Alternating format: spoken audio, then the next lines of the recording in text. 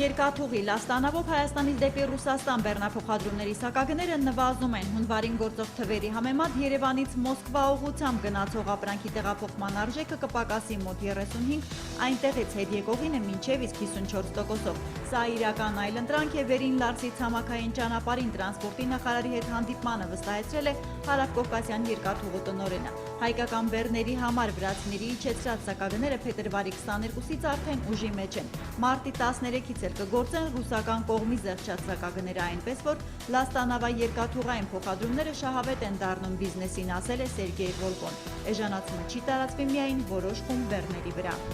Я более чем уверен, что Առավել քան վստահ եմ, որ մենք դեռևս լիարժեք չենք օգտագործում այն ներուժը, որը ենթադրում է Եվրասիական տնտեսական միությունը։ Հայաստանը փորձելու է առավելագույն օգուտ քաղել ԵԱՏՄ-ից, ավելացնելով արտահանումը դեպի այդ շուկա։ Բիշկեկի Ալա Արչա կառավարական նստավայրում անցկացվող վարչապետների հավաքին հայտարարել է Կարեն Կարապետյանը։ Եվրասիականի գործընկերներին տեղեկացրել, որ Երևանը պատրաստական նախաձեռնող դեր է ստանձնել սերտացնելու Իրանի հետ ԵԱՏՄ-ի առևտրային կապերը։ Նաև այդ մասին են առանձին զրուցել վարչապետներ Կարապետյանն ու Մեդվեդևը։ Նիստում բոլորով քննարկել են կեղծ դեղերի շրջանառությունը կասեցնելուց մինչև տնտեսություններում նորարար տեխնոլոգիաների ներդրման հարցեր։ ԵԱՏՄ-ն քննադատող Բելարուսի վարչապետին Դմիտրի Մեդվեդևը հակադարձել է, թե կառույցում ոչ մեկին ուժով չեն պահում, պետք չէ իզուր գազի հաշվարկի վարժություններ անել։ Շահում է մաքսային, ասենք, ոլորտը եւ նաեւ ներմուծողները։ Բիզնեսին ու պետությանը միաժամանակ օգտակար լինելու վստահությամբ մաքսային բրոքերները քննարկման են գնացել պետեկամուտների կոմիտե։ Արտահանում ներմուծումների թղթաբանությունն իրականացնող միջնորդ այս օղակը շատ խնդիրների է բախվում, որոնց մասին բիզնեսն ինքը հաճախ ռիսկ չի անում բարձրաձայնել։ Սա գիտեն նաև մաքսային հարկայինում, այդ պատճառով էլ կանչել գործարար դաշտի խութերի մասին լսել, խոստացել են վերացնել տնտեսվարողի մտահոգությունները։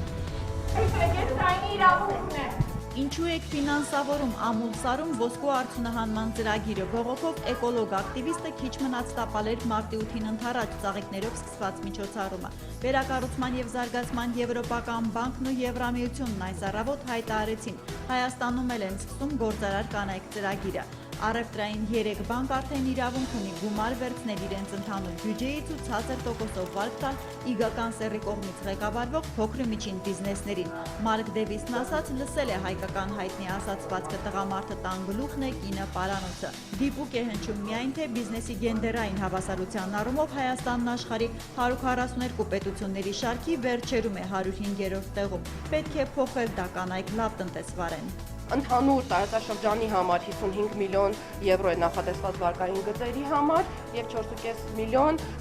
ռիսկի փակում։ Իրականացվել է մոտ 300 միլիոնի պրոյեկտ, որից մոտ 100 միլիոն այս պայթությամբ գործող պրոյեկտներ են։ Դրանով սահմանափակվեց չեն պատրաստվում Սևծովյան առևտրի եւ զարգացման բանկը մտադիր է ավելացնել հայկական տնտեսության ֆինանսավորումը։ Կենտրոնական բանկի առևտրայինների ու գործարարների մասնակցությամբ հավաքին հայտարարել է Երևան ժամանած Սերապին Ցոկասը։ Ասել են, արտարժութային ռիսկերից զերծ մատչերի իրենց վարկերից կարող են ստանալ բոլոր ոլորտների ձեռներեցները, եթե չթաքցնեն բիզնեսի իրական թվերն ու ստվերը նաև սեփականատերերին։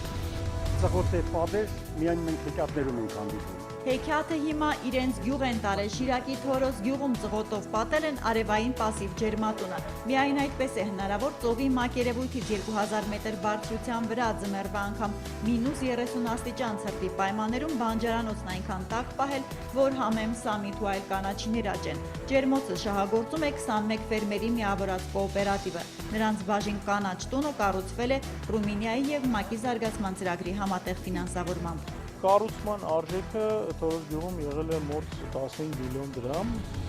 Հումանիտար օգնության հերթական խմբականակն է հասել Հալեպի հայությանը։ Սիրիահայի օգնության խաչի 350 կարիքավորներին ու տեղի ազգային պատասպարանում ապրող 34 փոքրիկներին այս անգամ էլ ծանրոցներ են փոխանցել հակամարտության հաշտեցման ռուսական կենտրոնից։ Երեխաներն ամենաշատն ուրախացել են պատերազմից ավերված երկրում նորից գունավոր խաղալիքներով խաղալու հեռանկարից։ Ըստ Հալեպում Հայաստանի հյուպատոսության ռուսները խոստացել են առաջիկա օրերին կրկնել օժանդակությունը։